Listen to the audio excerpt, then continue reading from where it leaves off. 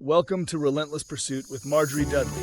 Real conversations with entrepreneurs, business owners, and leaders who refuse to settle. This isn't about overnight success. It's about the decisions, discipline, setbacks, and standards that shape extraordinary results. If you're building something that matters, you're in the right place. Welcome to Relentless Pursuit with Marjorie Dudley. I am really excited for our guest today, Father Gary Zerr of St. Edward's Catholic Church in Keizer, Oregon.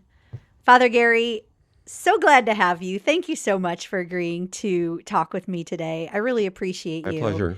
And I don't know if you remember this, but back in the beginnings of COVID, when everyone was going to Mass, to church in their living room, you gave a homily and you said, "We are here to grow and serve. We can't grow without serving, and we can't serve without growing." And that has stuck with me to this day. I've shared it with countless people. It's been incredibly impactful in my life. Do you even remember that homily? Yeah, I do, because that's what life's about. What are we here for? We're not potted plants, to grow and to serve. Otherwise, life is, in the end, you've got nothing to show for it at the end. We're here to become who we're going to be for eternity and to make a difference in other people's lives. And by doing the two go together, especially during COVID when it was so challenging, it hit us just, nobody was expecting it. And Right. we no less than anybody else. It's just that we hit the ground running, but we were broadcasting real early on. We built this church and they'd put a TV camera in it. Somebody donated it. So ugly, hanging off this beautiful balcony. I said, I don't want this thing in my honking thing here. We were using it for two nights of the year, Easter Vigil and baptism.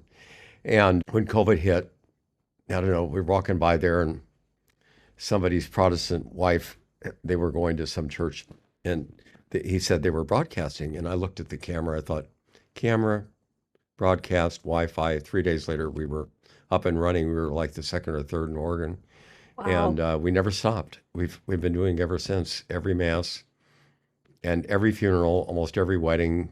It's been a real blessing for people with funerals, especially, It But really, everything since COVID's been on there.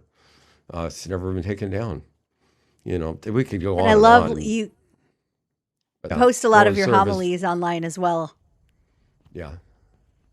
Yeah, I was one of the original podcasters. I didn't know what it was, but we have a Jesu Caritas group. It's a group of priests that get together every so often, and so one of them is real techie, and I'm not. I'm kind of techie, but I've never. In those days, I didn't know what it was because that was like, I don't know, 18 years ago, and he just said, "Why don't you pod?" I started doing it by putting an iPhone up at the ambo, and that was it. And then somebody would edit this thing out, and so we went from there to getting a machine, and finally a full super duper, setup. But it Oh, started real low tech, like most priests.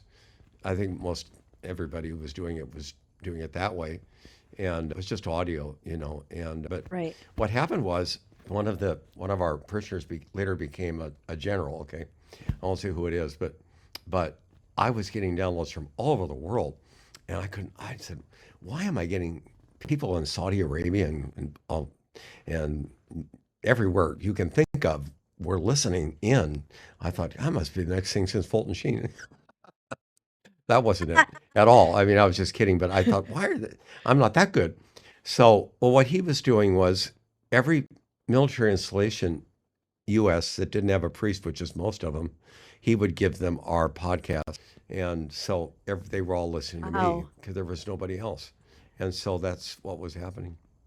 So I was That's getting, incredible. And the things I hear from that, there's a couple things I hear. One is you don't have to be perfect to start. Like mm-mm, mm-mm, just it started with an iPhone at the Ambo. It was not mm-mm, this major mm-mm. production. And I think so many times we maybe miss a little whisper to do something because we want it to be perfect or just right instead of taking the next action. That's it. Yep. Everything has just been one step at a time. I mean, my own story was, wanted to be a priest at 16. Wanted to be a doctor or a veterinarian. Only the Lord knows why. But I was failing. I was a straight A student failing chemistry because I couldn't figure out a slide rule. That's how old I am. The calculators weren't invented yet, or they were too expensive. And so they wouldn't let them in the classroom. So anyway, I looked out the window and I thought, well, I'm going to go to plan B. And it was to be a priest. And that's when it started. I remember the exact moment that happened. But the backstory is that there was a priest in our parish that was really good. And he would just kind of lean on the ambo, and I can't do it from here, but he'd just kind of talk.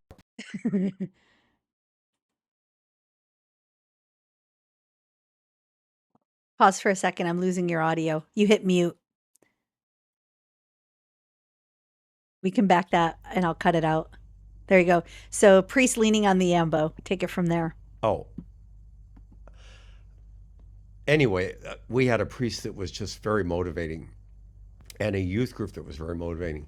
The person that was running it in LA was one of the co-founders of Life Teen. So I was getting the beginnings of Life Teen. You couldn't do any better than this. And this priest was so great.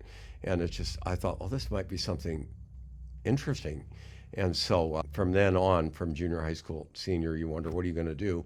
And so since I lived near a Jesuit university, that same youth minister who worked at that university at that time said, why don't you go there and just kind of play the field instead of going right off to the Dawson Seminary. I thought I might want to be a religious or something. I didn't know. And so I went there, had a religious studies major, theology major, and sociology and philosophy. Kind of fell in love with the rule of St. Benedict. And during that period, I got really heavily involved in the charismatic renewal. And that started at the end of high school, but then I ended up going to school there and got really involved with that. And we had the largest prayer meeting in the country there. And I was living down the street from this thing. So I got really involved in this and gotten into a covenant community. Think Amy Conan Barrett, that kind of community was what I was in. So people in the U.S. who are in the know would know what that is. And in fact, one of our bishops is in her community. So, so anyway, it was just really a good foundation for everything. It was like heaven. We'd go to Mass, we'd have a 2-hour prayer meeting and a 2-hour Mass every Wednesday. I mean, what kid that's 19 or 18 would be doing this? But we had people of all ages in there, and it was just like heaven. To me, it was like heaven. But it was so alive that it drew people. Yeah. But you didn't become a priest then, right? No. Well, I ended up going out to a monastery in California, and St. Andrew's Priory, now Abbey, at Vallejermo. Anybody knows what that is? And I fell in love with it. Fell in love with the rule of St. Benedict in a class in college. And I'm still in love with it, but it wasn't for me. And I visited on weekends, and in college, and it's a big difference between visiting and moving in, I found out. And monastic life, like priesthood, is not what it looks like. It's much different. So I went in there, and the mystique of wearing a habit wore off in about 3 days. So I've got pictures of myself in this thing in the office, but I knew kind of that this wasn't going right because I wasn't mature enough and I didn't have the social skills I needed. It's very social, being in community life. People are fallen. It's more of a hospital for sinners than a canon of saints in there. Like anything, where people are people, and so I was a piece of work, and so was everybody else. I guess I was the one that was the most difficult to get along with. But after a year and a half, I discerned out. Although it was a temporary leave of absence, I never went back because it wasn't for me. But so what happened was, after looking at a couple of communities, I ended up in San Diego where my parents had moved and my father had died. And so I was living with my mother, which wasn't very pleasant, and worked there for a year. And then I won't go into the details, but I ended up getting a job with American Airlines. And so what happened was my sister worked across the street from the hiring office, and I put in there right when I left there. They said, what do you want to do? And I said, I don't know. They said, we'll put you down for an agent. And I thought, that sounds good to me. So, airline job. Like a gate agent? Well, yeah, something like that. I did everything. Okay. And so but I didn't know what it was. And they sent me they sent me a postcard or something that said, we're hiring. Reagan had fired the air traffic controllers in 1981. So they needed people to answer the phones. And so I went up there, up to LA, where this was, and hauled my mother along. And then, I don't know, anyway, somehow there were 1,000 people for this test. It was all math, and had 60 openings. And I thought, I will never get this job. And this math test, math was not my specialty, but towards the end, I started getting all the answers right. So anyway, I passed this test, like 1 in 100 or something, passed this test. So I got this. Then the next thing they had me do was sell an ashtray to them. She tossed me an ashtray. She said, "Sell me this ashtray." And I said, well, my parents smoked, so I knew what to do. I said, your cigarettes will look great in this ashtray, and blah, blah, blah. And I kind of hammed it up because I thought I'm never going to get this job. And I got hired. So it was temporary part-time. And all of us, and they sent me to Dallas for 6 weeks of training. It was so hard. A computer language in 1981. Nobody had computers. And so we had to learn this whole airline lingo. And I'm not good at languages at all. So it was just misery. I sat behind somebody that smoked all during class, 4 to midnight. And it was during Holy Week. And I'd been a monk, a year and a half earlier. And I just thought, oh God, what have you done to me? But I didn't want to move with my mother again, so I persevered. And because I persevered with that, I've been persevering ever since. And so I said, nothing could be as hard as that was. Well, I found out the seminary was harder than that was. But, so I got this job, and it became temporary part-time, a permanent part-time, then it became permanent full-time. So that was that. And I'll tell you a story about this. I still wanted to be a priest. And I found myself making, can only be described as a small fortune. I think the minimum wage was $1.50 then. I know I don't look as old as I am. Can you believe minimum wage was $1.50? It's the beard. I was making $6.50 an hour. And so, Wow. that was a starting salary. And so, I booked this guy from New York City, from San Diego to New York City. We had a nonstop to see the Vatican exhibit, the Papacy and Art, at the Metropolitan Museum of Art. I'd never been to New York City. And after I hung up the phone, I thought, I'm going to go there. So I never yet used my benefits. So I had unlimited benefits. It used to take 21 years to get this card, this travel card. You run off a ticket and fly anywhere. But they changed this. So I got this thing, and we trade a few days with each other, and so you get a few days off. So I'm sitting in first class with headphones just like this. Nobody had, there was no such thing as an iPod or anything. No cell phones. There were no cell Earbuds phones. didn't exist. No, well, nobody had PCs either. You had to call me to get the ticket. Yeah. That's what I did. So I'm sitting there, and ABBA comes on, and Dancing Queen was on the air, and I've got my feet up, and they've got this Kahlua and cream here, and on my third course of this first class meal, and I'm thinking, I said, I was a monk with $100 to my name and an old Vega a year and a half ago, and I'm sitting here like this. I said, how did this happen? Wow. So that was one of those moments I'll never forget. But it was a really hard job, and I hated every moment of it, of that part of it.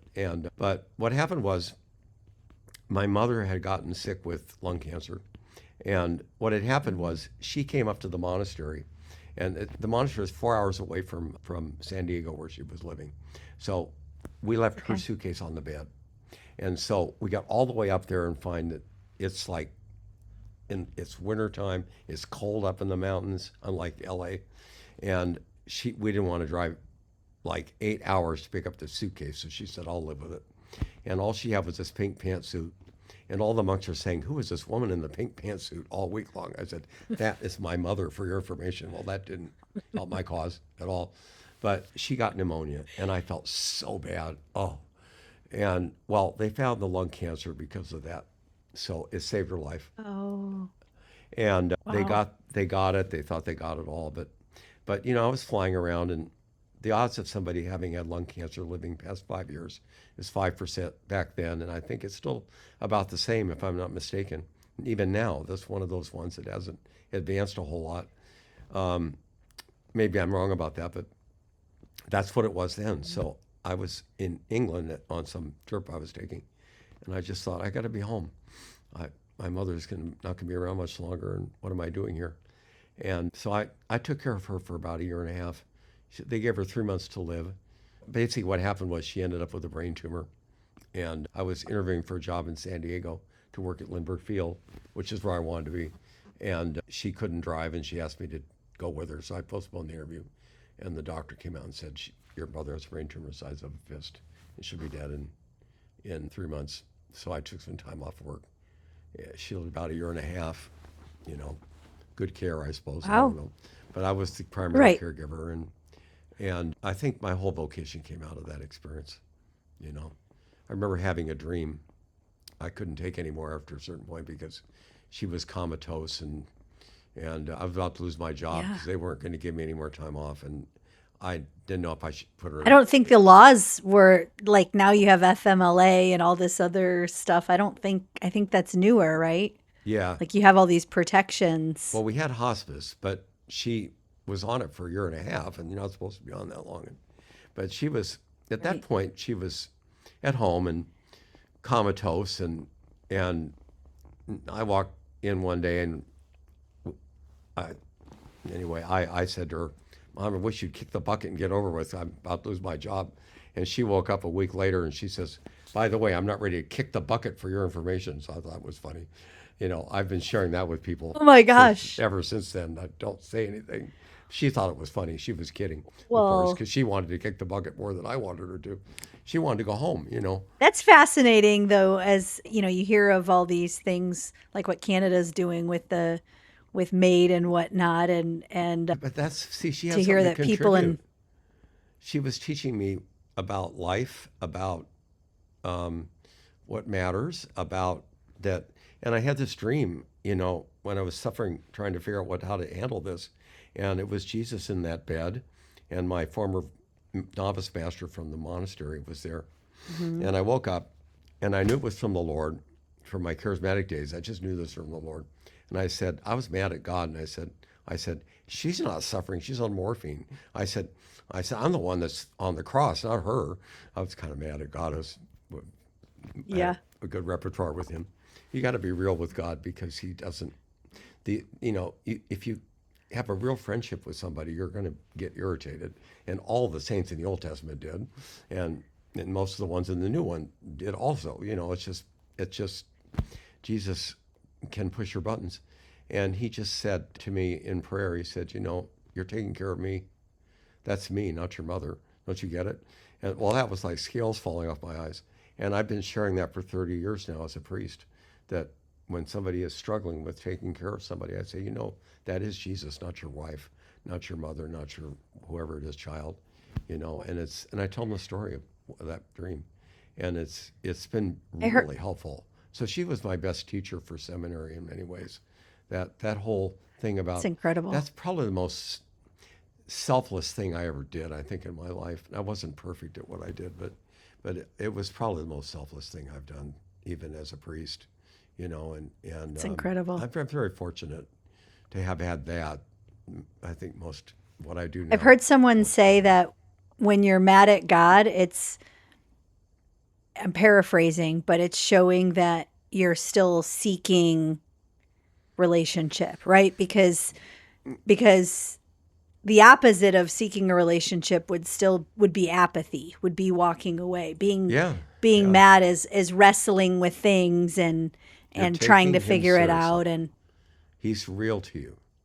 I would challenge anybody that's never been mad at God or his will, if they really have met him, because the Lord just is, he doesn't explain himself. He wants a real engaged relationship with us on all the human emotions. It's okay Jesus says in the Garden of Gethsemane, he says, Father, I'm paraphrasing here, Father, we talked about this before I came to earth. I know there's another way. We talked about it. Take this cup away from me. let's go to plan B. Then he finishes with thy will be done. So it's okay to sweat blood and tell the Lord you're not thrilled about plan A. But in the end, he said, thy will be done. And so we're given permission to tussle with God's will. I could go on and on about this, but St. Rose of Lima in the Divine Office, she has this line where she says, if only people knew the value of trials, they'd beg God for more trials and crosses. And I just roll my eyes every time that comes up, because I don't know anybody that does this except her, and I was with a bunch I of want to be nuns. like that, maybe. Do you? Yeah. I just want the grace to I handle want to what be I'm the gotten. person that Do you want more trials? I just want to handle I'm what not. I'm Well, given. no. I don't want more trials. I want to be the person that wants more because I'm so connected. Right now, I'm like, please make it stop. When is it going to get easy? Be careful what you wish for. Exactly. I was with a bunch of nuns Exactly. at my 50th high school reunion last year. And in fact, I went back to that monastery and buried 2 of those monks. And they're all gone now. I walked in there, there's only 2 left now. And I thought, wow, they were on stage. That was their moment. And there's a new crowd there now. And I was very young then, so I'm old, and it was just so moving to walk in and see they were all gone. Or I buried 2 of them, and including the one in the dream I buried. But where was I going with that? Oh, I was at my 50th high school reunion, and I was staying with some Carmelite nuns. It's a long story. It's how I ended up doing that for a day or 2. And so it's a nursing home, so they were old and holy looking and habited, and here's St. Rose of Lima's feast day. And I said, did you read the same thing I read this morning? And they did. And I said, they looked so holy. And I said, how many of you beg God for trials and crosses every morning? And this one really holy looking, like a Mother Superior, she looks at me and she says, this is a private chapel, so it wasn't a big church. She says, Father, are you out of your mind? I thought, oh, this is great. I said, so you don't like her either? And they all shook their head. No, they didn't like her either. You don't like her either. Okay, if the Carmelite nuns didn't like her, it's okay if I don't. They just said, Nothing better than a sassy nun. well, they just said, we're just trying to accept what God's given us. They're all suffering from infirmities. So they don't need any more crosses. They just need the grace to accept what they've got. That's real wisdom. It's not asking for what you don't have. It's grace for what you do have. It worked for Rose of Lima. She's a wonderful saint, actually. I'm sort of kidding a little bit, but what she means by that is only in heaven will we realize the benefits, the greatest graces we had were the difficult moments. And Redemptive that's really, suffering and well, none of that, but we're here to grow and serve, and most of that occurs in painful moments. We don't grow on a cruise ship. We grow when we're being tested and tried, and our edges are being pushed by your mother's illness, or when you're being, in my case, Dallas, Texas, being trained for this job at American Airlines. And by the way, I worked there 10 years, and I ended up making a small fortune there. I was making $22 an hour in 1991, which was a lot of money. And that was the best company in the United States to work for, as it turned out back then. They were practically number 1 for well-managed companies. Very, very smart CEO. And I just kind of dropped into this. But God gave me something precious to give up. So when the time came, I'll tell you the story of how I said goodbye. What I did was, after my mother died, I got busy and got promoted out of that sales job. I hated that job.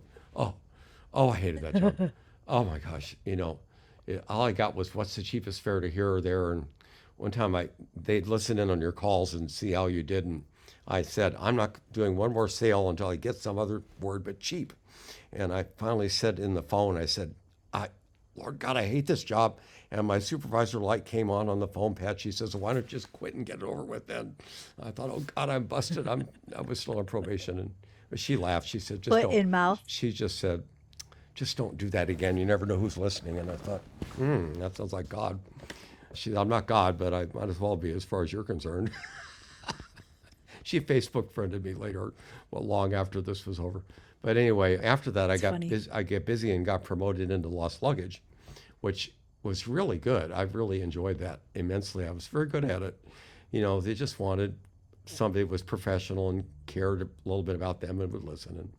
And I was given at one point the ability, this is the 1980s, late 80s, second half of the 80s, to comp somebody up to $10,000 on the spot. And they didn't know it. So if you want a punching bag, you wouldn't get anything. But if you were nice to me, you might get something. And the point was, if you needed immediate deal with it right at the point of contact. And so I can't believe I had that much authority, with the company, but I did. And so that was an interesting. We had so many funny stories. Oh, I've gotten so many people beg me for more lost luggage stories, but some are not homily material. Maybe a book. They're not stuff you would say on this program or on my webcast or my whatever. But I can tell you one or two of them because they're so funny.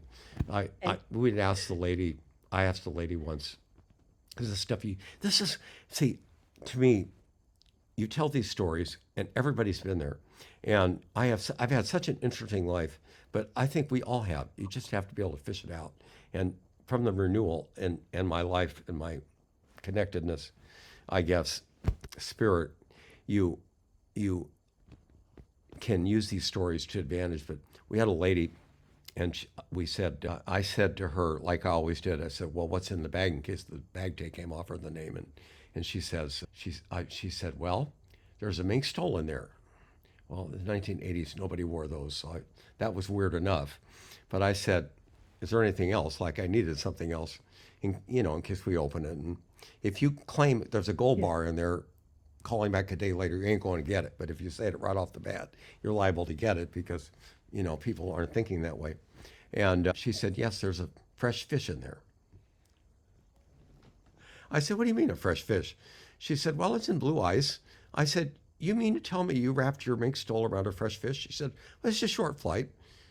She's going to Phoenix. I said, did you check the temperature outside? She said, well, but it's cold up in the sky. I said, well, it isn't on the tarmac. Anyway, she calls back 3 days later and she says, passenger called back. When you find the bag, please throw out the fish. I mean, these are the kind of people that we would deal with. Or we lost a leg once and all these funny comments were in the record, like couldn't have walked off on its own, or see if you can find this one standing around. All these agents were putting these wisecracks in the bag. So I love this cut. Stuff like this was so funny, but in between there was this the way people treated you. It's funny. I asked one of my friends many years later, I said, why was this so valuable for priesthood, these 10 years? He wasn't a religious man, but he said, because we had every conceivable type of lifestyle in this office, and we all got along fine, and us religious ones found each other too. But he just said to me, he said, we learned a lot about human nature. And we really did, because it's the wealthy zip codes, because we handled the whole West Coast, and sometimes further back. But you get a wealthy zip code, and I'm generalizing here because they weren't all like this, or people that were connected, or stars, or certain politicians that thought they were something. This is going back in the 80s, so I'm not talking about anybody now at all. Mm-hmm. You wouldn't even know who these people are, but Californians of that era might know them. And they're used to getting their own way, and they'd push you around, and they wouldn't get their $10,000. Like that "Don't you know who I am" vibe. That story. Yeah, that's that funny story where the person's pounding on the desk. That bag is just, do you know who I am? Do you know who I am? And the agent comes on the microphone. She says, attention passengers, we have somebody at the desk who doesn't know who she is. Now that's a joke, but it could have happened, Yeah. So stuff like that. And then the other one is good, and this is good for a spiritual talk like this, is when people want you to find their luggage fast, they lie. What's the lie I'm going to ask you, Marjorie, if you can, not that you're a liar, but what would you come up with off the top of your head? If you wanted me to find your luggage fast, what would you say to me standing there or on the phone, one or the other, to help to make me motivated to find that bag faster? What would you say? What would be the maybe say something time sensitive, like I'm taking this to a funeral. I'm taking this to. No. Think again. Oh, okay. Oh gosh. on the See, you're a spot. liar. Time You would come sensitive. up with this by now. I don't You're holy. know. That's why you can't come up with this. Knock on wood. Think medicine. Medicine. Oh, it's got my medicine in it. I need to And take my what medicine medicine is it? by Everybody had the same medicine. What is it? heart. Something for your heart. My heart will explode if I don't take. No, Oh, you obviously have I never don't take a lot of had medicine to. either. No, well, no, you obviously don't think this way either.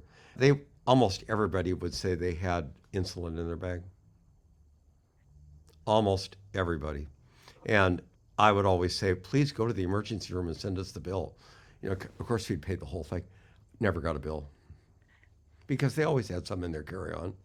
And, you know, it was if you're going to lie, be creative, you know, come up with a fresh fish or something. You've like you seen know. this one before. Yeah. I mean, if I've seen it Come up before, with a fresh everybody had fish. the same lie.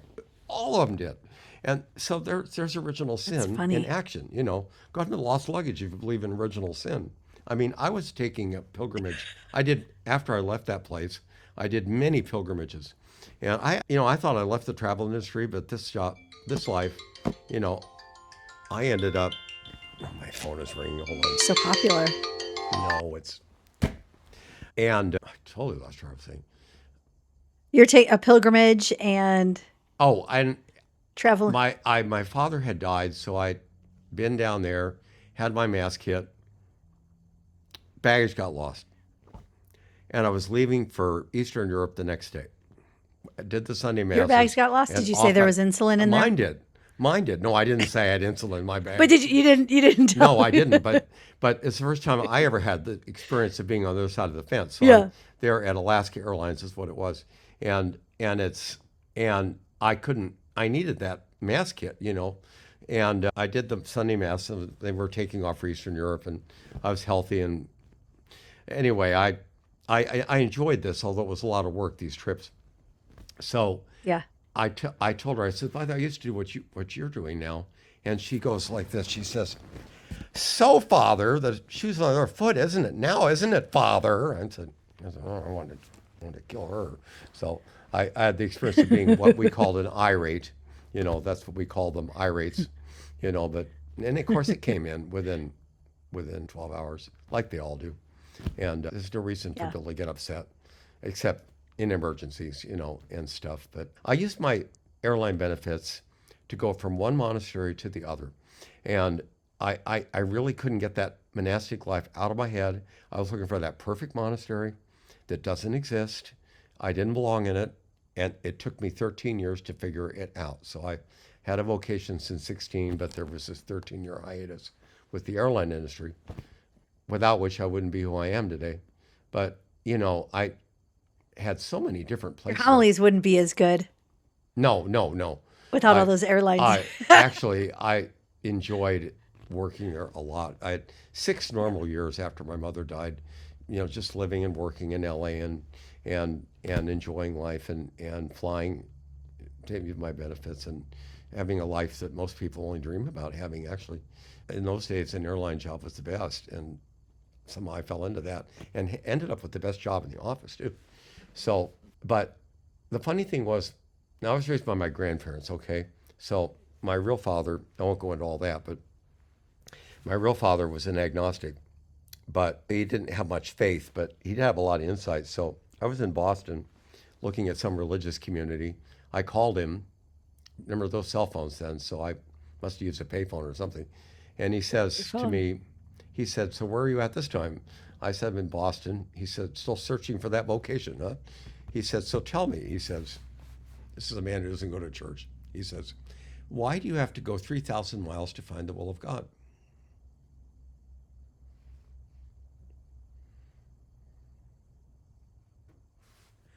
I sat there.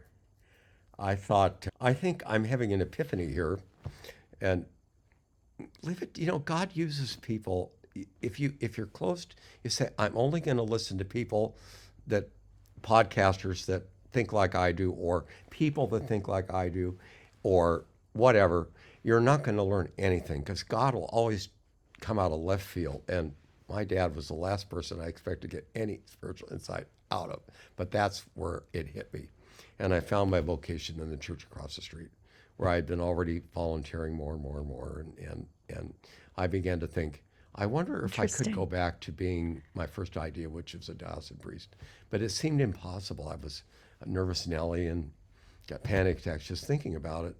No speaking in the past in my background, except at those charismatic prayer meetings where I'd share in front of 1,000 people and knock their socks off.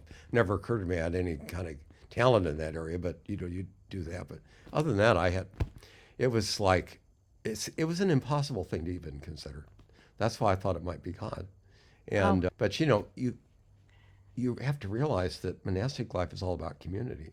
And if you can't be plugged up with a bunch of nuns or men or women for the rest of your life, you probably don't belong in that life, because that's where the growth is occurring. That's what religious life is all about, being with people you didn't choose and growing in holiness. By look at Therese of Lisieux, and even her own sisters were bugging her, let alone the other ones.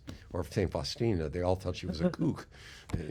The Mother Superior comes up to Faustina. It's so relatable. That's what I really love. I'm like, but she says, I'm human. They came up to Faustina and says, some high up said to her in her diary, I read it like 20 times, she says, get it through your head, sister. Jesus doesn't appear to great sinners like you. So she goes to Jesus and says, you can't possibly be real because I'm such a great sinner. And she says, don't you realize it's precisely people like you that I do appear to, not her. I just love this, Is that Faustina? Yeah. And it's like, my mom and I will be going to Poland in 2 months. We're traveling with Father Don Calloway and 206 Tours. I'm so excited. Yeah, so that's Tours, one of our stops. One of my former deacon trainees often goes with them. That's a great company. Yes. Yeah. We did Spain 2 years ago, and it was phenomenal. You can't do any better. Yeah, I celebrate Mass in her chapel right below the main, this massive, huge church. And then you go over to the convent, which is in a different place, and you can see where she washed dishes and stuff. And my group, when I led them there, they all wanted to eat. I said, eat nothing. I'm going over to pray at 3:00 with the nuns. And they're all praying like this with their hands out like this. And I couldn't believe it. You don't like realize outstretched like the cross? Well, that's what Faustina did. Wow. And so they try, but it's hard. But her bones are there. And so you can pray there. And it's really a cool place to go. It's ground zero for Divine Mercy. And it's a beautiful church. Saints are such good examples of joy through suffering and living, maybe not always joy, it's not, but trying to find joy in what really matters through suffering. And you've been experiencing some of your own challenges. How have you been able to maintain and even find joy with all of that? Well, I guess the issue with taking so long to become a priest, I was ordained at 40. I started at 16, so there's this long gap. But having been in religious life, however briefly, I just knew it wouldn't be what I thought. And I wasn't prepared to trust God again.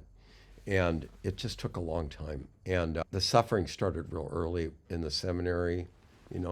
I found I had a lot of issues that I needed to deal with, that when you are in that environment, they come out.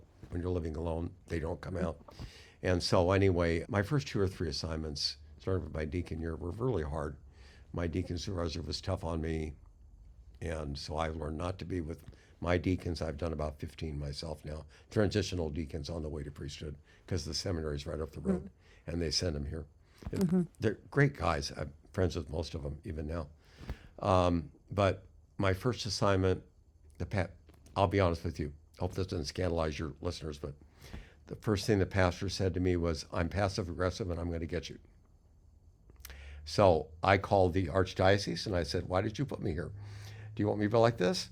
And he said, well, we had a hole and you were a plug and we stuck you in it.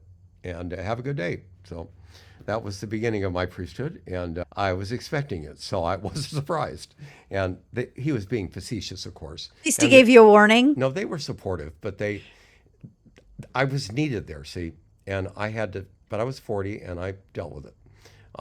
I got the help I needed to sort of get back at him in a sense of that I maneuvered myself to a place where I could stay and prosper there, and I did, and I enjoyed most of what my time, the 3 years in that assignment, but it was very difficult. And then the second one was really hard, and then I came here to St. Ed's, and it's been 22 wonderful years, but it's been tough too. I could go on and on about what the good, the bad, and the difficult about this place. But I don't know how much time we have. I got to tell you one more story about the airline, though. Yeah. And that is that when I made up my mind, the Lord gave me so many signs that he wanted me to do this. I mean, my favorite one, well, there were two of them.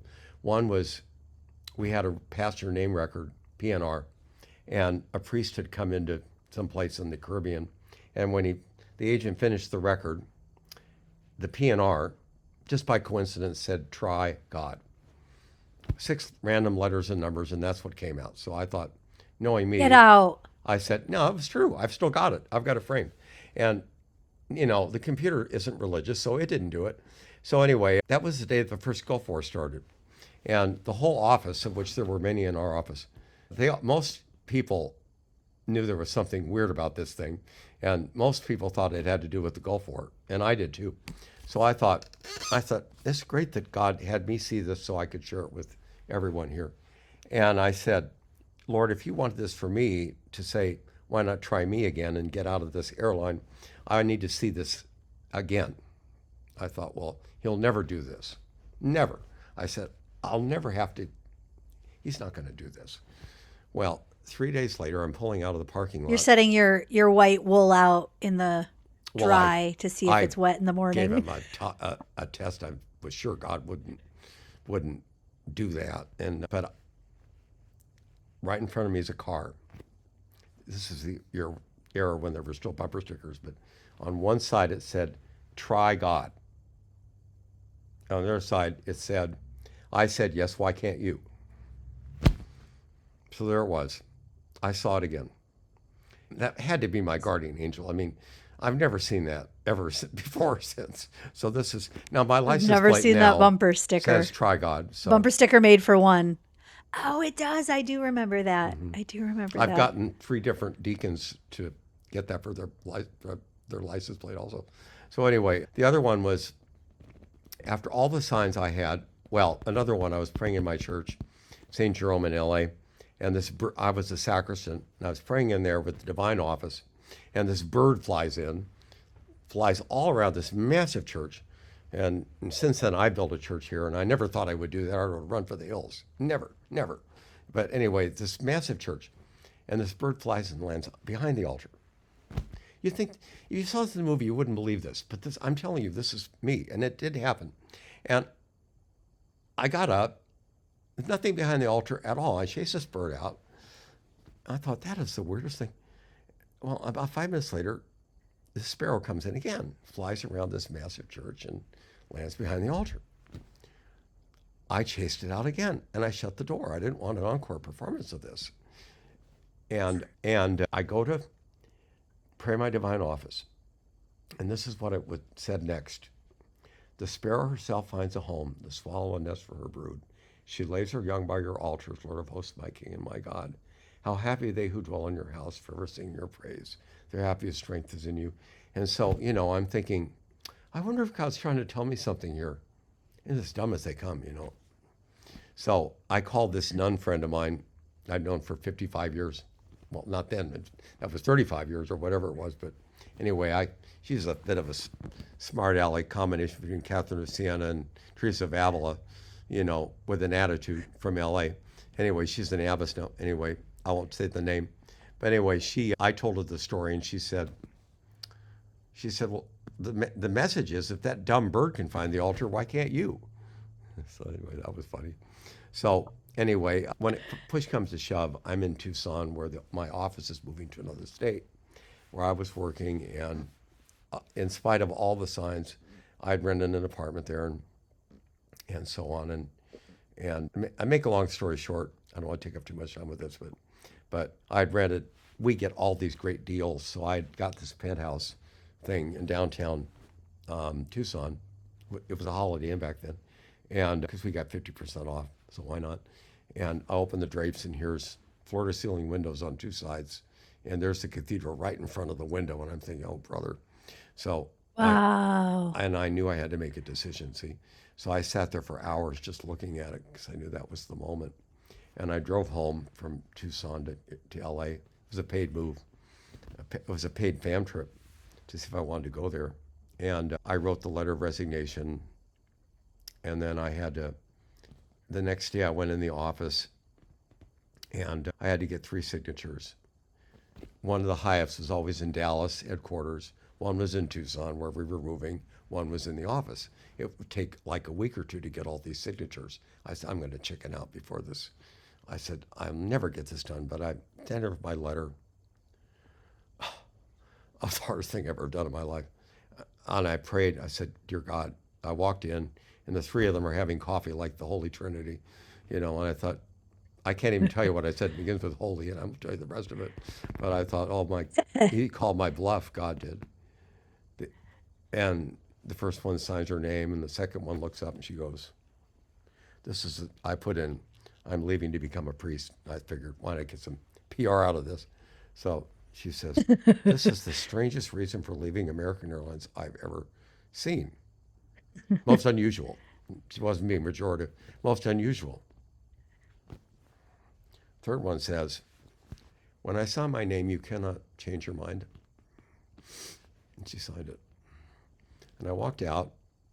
That's when I became a priest. And the entire future was hanging in the balance. I can't imagine how many things would be different. But God stood back and waited for me in the end to say yes. I think the Virgin Mary, I'm not comparing myself to her, God knows, but you see the same thing there, is that she questions Gabriel because when old Gabe shows up, there's always trouble, and she knows this. And so she knows there's more to this story, and she's probing. What about Joseph? I'm there. We have this vow of chastity. And what about Joseph? We're betrothed. What's he going to think when he finds out I'm with child? And Gabriel says, "Oh, he'll be great and calls on the Most High." And she's going, and she says yes, but she thinks. See, she has to make her own mind up. After she goes over the shock of seeing Angel Gabriel, The yes is first. The yes comes before the knowledge. And so it was like, if I'd known what was coming, I would never have done it, of course. Like Mother Angelica always said, if we knew the whole story, we'd never say yes in the first place. And Love Mother Angelica. Yeah, I mean, I heard her in 1979 at one of the charismatic things, way back before anybody knew who she was. And she says, I have a dream to start a television studio. I thought, this nun is out of her cotton picking mind. Who is she to start a television studio? But, So, but anyway, that was the moment. And I think about all that was hanging in the balance. I got a couple of staff members I've hired. They wouldn't be married to their spouses or have kids if I hadn't said yes. And I'm not saying I'm responsible for that because we're all interlinked. We all have a how I met my spouse story or how I became a priest. There are people in my life, I wouldn't be here without them. It's not that I'm any different. It's just that God stood back and waited for me to say yes in the end.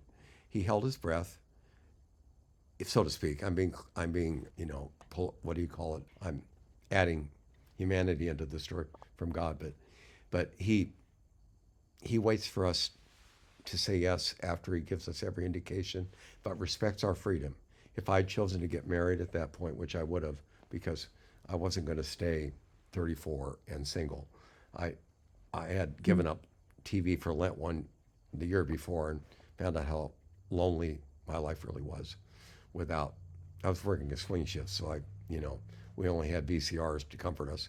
And so I gave that up one year and I realized, something's got to be done here. And all the money and travel benefits in the world is not enough when you have a vocation. And if you have a real vocation, it'll never leave you, even if you choose another path. God will bless that, and he really will, because we all have several paths that God could have allowed for all of us, and they're all valid, but it won't leave you, and this never did. So, and I had to have all those signs, or I would never have done this or persevered through the grave hardships that occurred. specifically before I came to St. Ed's. So, which brings me to what you were talking about. This place it had a lot of troubles when I got here. One priest had a traffic accident and left. Another one's visa had expired, couldn't be back in the country for 9 months. They had one priest after the other, liberal, conservative, liberal, so that people were leaving.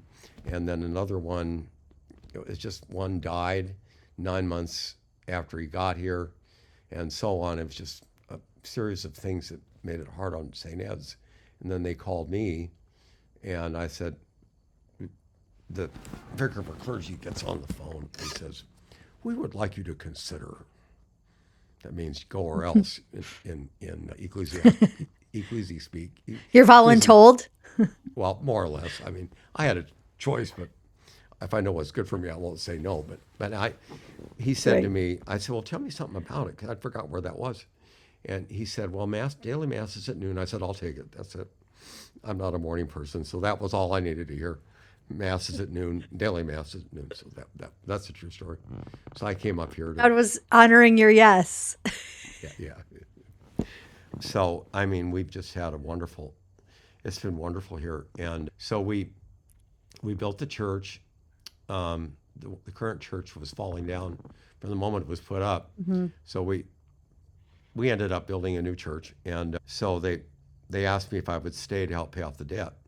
And normally 12 years was the term limit in those days.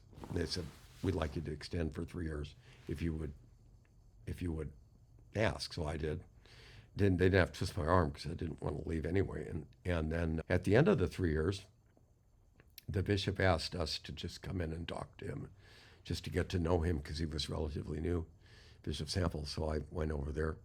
He was taking care of his mother at the time, and I'd done that, and I didn't know how he was running the archdiocese and take care of his mother because I had done this, and he was older than I was then. So we talked about that quite a bit, and then he just said, "Well, Gary, it came out of left field." He said, "I'm going to ask you to stay there till you retire." I was 62 at the time. Are you willing to accept that? And I'm thinking, well, I didn't ask for that, and I almost fell off my chair. And so he had changed the policy here to, if it ain't broke, don't fix it, kind of thing. And he said, well, term limits came in the 1980s, and most of us bishops are beginning to think they don't work well anyway, so I'm going to change this. And I was the first beneficiary. So now it comes to, I was 48 when I got here. I can hardly believe how young I was. I'm looking up pictures of myself for my imminent retirement. And a priest next door who moved into we have a duplex next door that we own, and he was living there. And I said, well, I don't really want to retire, but I get these laryngitis attacks ever since college. I've had 50 of these. I mean, it didn't work at the airline. It doesn't work as a priest. I said, Lord, why do you keep giving me laryngitis attacks? He said, because you talk too much. Anyway, I don't know what his reasons are. I got blessed at St. Blaise Day once as a lay person. I got it 2 hours later. That happened again this year. I told St. Blaise, I said, when I become a priest, I'm never going to forget you for this. And I never did. I found myself at the relics of St. Blaise in Dubrovnik, Yugoslavia, and there he went under the altar. I said, now's my chance to get you, St. Blaise. But what I said was, God's will for me was that I put up with it. He made it clear by getting laryngitis 2 hours after being blessed that his will was not to be healed, but to accept it. But it took a while to figure it out. So that's what the answer to that one was. Not St. Blaise didn't do anything to me, but it was funny though. It wasn't funny, it was irritating. Oh, but all the things. So the thing was, last year I came down with this strange autoimmune disease called, well, what it is diffuse cutaneous systemic sclerosis, which is it's scleroderma on steroids. And if you're my age, males are only 20% get it. It's rare anyway. 80% women, and most are between 30 and 50. So to get it at 68, which I was at the time, is really rare and very dangerous. And so I came in I had sensitive fingertips, and no guy's going to go into the doctor with sensitive fingertips. But that was what started it. And then I got hands First. swelled up. And anyway, in March, the doctor spotted it, and I had no symptoms.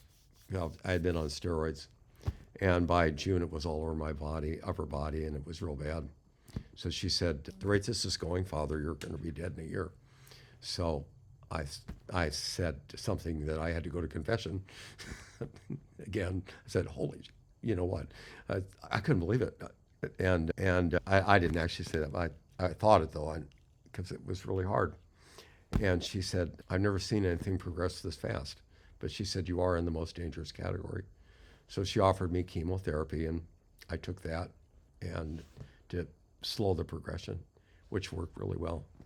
So now I'm off that, and I'm on. What did you take away from that experience? I mean, I know you're still going through quite a bit, but something that a wise Mother Superior said a couple years ago when she was diagnosed with cancer. She was head of a major religious community of something and in Rome. And she said, I'm a nun of 50, 60 years, and the illusion of control was taken away from me. I never had it to begin with. And I thought, that's exactly it. Now I look at people like yourself, you manipulate your fingers. I took my arthritis gloves off for this thing in case but I normally wear those. But my hands are turning into a wetsuit. I have no tactile, they're slick like ice, and I can't make a fist, and I can hardly hold on to the communion. And it's, the main thing right now is I don't have the energy to be able to continue to work full time here. It's Right. really, really. which is what is bringing on your retirement in June. How do you remain hopeful and optimistic and in your own way relentless with that going on? It's been a challenge, actually. It's 8 things hit you at once. My family had died over the last 22 years, all of them in Oregon, and most of the ones in California, and all of them actually, except one. And I never dealt with it because I had this family, work family, church family. You don't think about it. You're able to divert your attention, and suddenly there's nobody out there. And you're dealing with a potentially fatal illness or a crippling illness, which I think is worse. And you don't know, and you find that nobody understands it. Nobody wants to hear about it. And nobody can make the decisions for you. And you're running out of energy. And then you walk into, they offered me the chemo, which is very rare for this disease. And so I walked into the chemo room. I said I would never do, and had kind of a bit of a freak out in there, which is very common. I help people with death and dying all the time. So I thought, why am I freaking out in here? Because, I should be a pro at this. So this lady, 42 years old, she asked me down there, and I said, I'm freaking out. I'm at Father Gary. And she said, well, I know what you mean. I'm 42, and I'm on chemo. And when I first sat in the chair you're in, I freaked out. I said, well, then you do understand. And she said, yeah, because it tells you that this is really serious. Everybody in this room's got something very, very serious. And so that's when it really hit me that this is really going to be something. And it's so unusual. I'm probably the only other, it couldn't be more than 1 or 2 clerics with this in the country, and probably not too many in the world, actually. And so there's not much. The doctor told me, she says, well, there's no treatment except off-label stuff. There's no cure, and we don't know where it's going to go. And have a good day. She said, only ALS has a worse diagnosis. It's worse in terms of its effects, but not in terms of diagnosis. So, with the chemo, kind of pushed it back for a long time, and now it's coming back with a vengeance. So I'm still dealing with it, actually. I think the hard part is just that after 22 years, it's hard to say goodbye to your parish family. It's not the rectory you're living in or the buildings or anything. It's people and their relationships. You know, I'm still going to be Will living you in still Oregon. live locally? Yeah, I'll Yeah. be living up the road, but not in relationship anymore. It's like a high school. You graduate and you may see them regularly, but you're not actively growing Not anymore. in it in the same way. You never will Yeah. be again.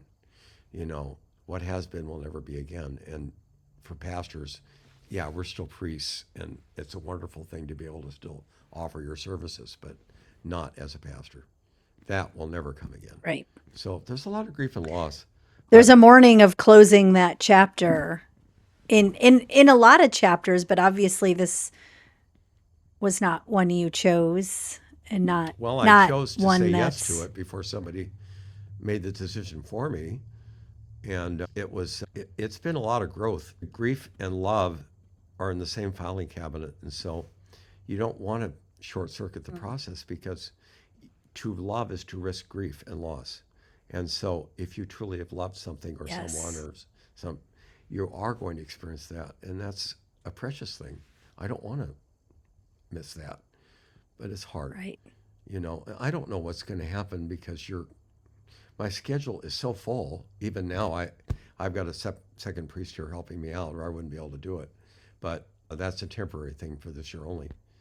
It's, I don't know, I forget what was going on, but I was sick with, I think it was a 6th chemo. And I just took my calendar and said, well, let's go to July and start deleting. And I have nothing on my calendar after July 1. Now I do a few things, but 14 weddings, I have that on my calendar. Wow. Well, they need a priest, and I'm calling my successor Father Wonderful, because I don't know who he is yet, but I hope he's wonderful. So that's what I call him. But That's if Father awesome. Wonderful wants all those weddings back, he can have them. But meanwhile, these couples need a priest, so I'm booked myself into them. So I've done that, and I'm I love that. beginning to get things already. I'm the only free priest in the valley here, the Willamette Valley, so I'll be the only retired one that's healthy. So I'm sure I'll be used, but you're not High in a relationship demand. with those people. Life's a journey. You know? It is different. It's we can't grow without moving on. It would be too easy. I said I had my sacrifice all ready to give God 5 more years of this, which is not easy. It's a life of interruptions, and like a ping pong ball, you're going from one thing to the other, and you know, sick calls come in, and sometimes they're very irritating. The timing is, but you find Christ inevitably there, which I learned from my mother, as I said, and I'm going to miss that deeply. But I think been there, done that. This is Christ wants the sacrifice that he wants for us. I don't know what the reason for it is.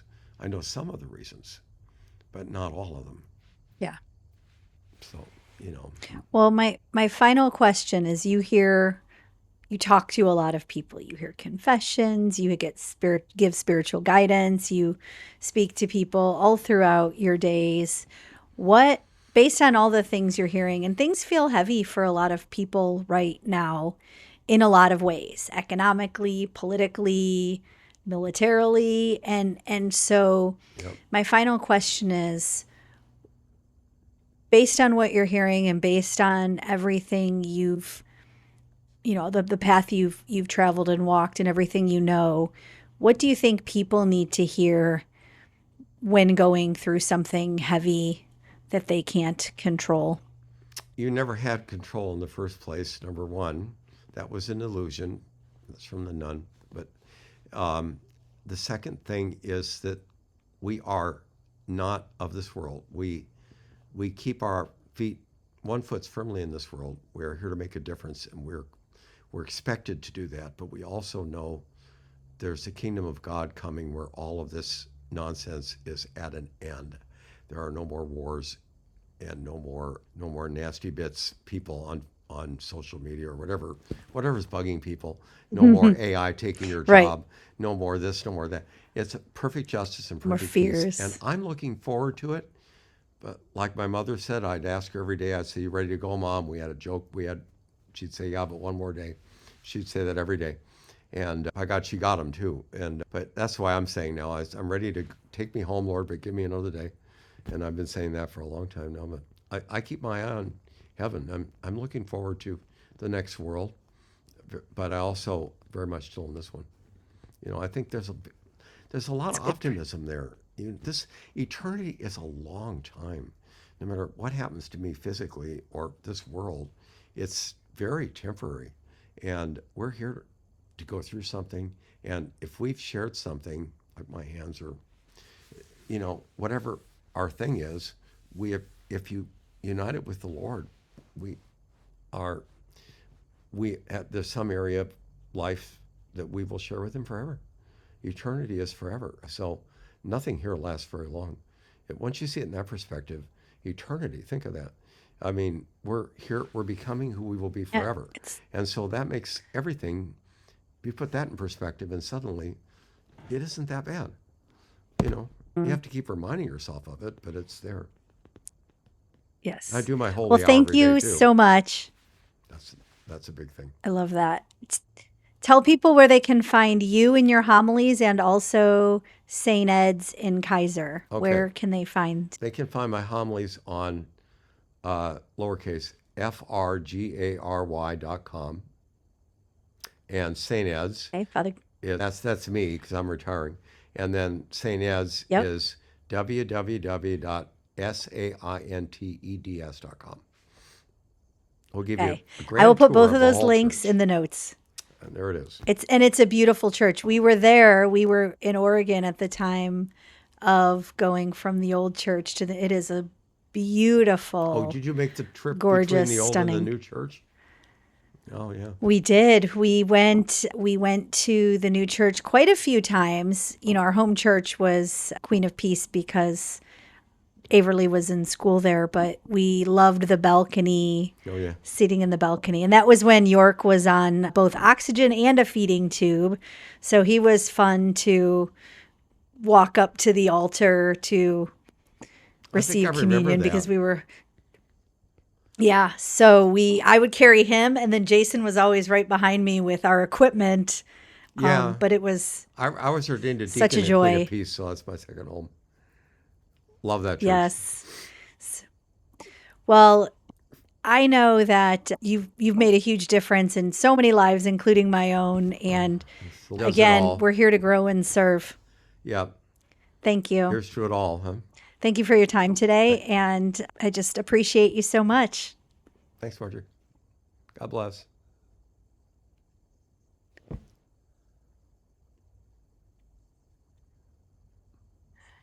All right. Are we Hi, welcome everyone to Relentless Pursuit with Marjorie Dudley. I am with Father Gary Zerr. Thank you for listening to Relentless Pursuit with Marjorie Dudley. If you want to build discipline, resilience, and results in your own work, that's what I help leaders and entrepreneurs do through coaching, speaking, and training. If today's conversation got you thinking about how you'd like to show up, you can find me through the links in the show notes. Until next time, stay relentless.